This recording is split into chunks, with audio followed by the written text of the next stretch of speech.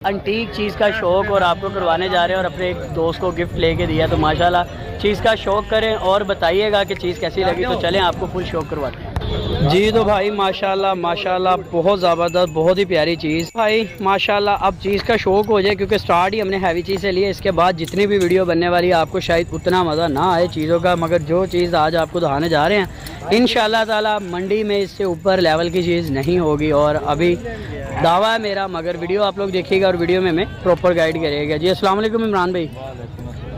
अस्सलाम वालेकुम, आपका नाम?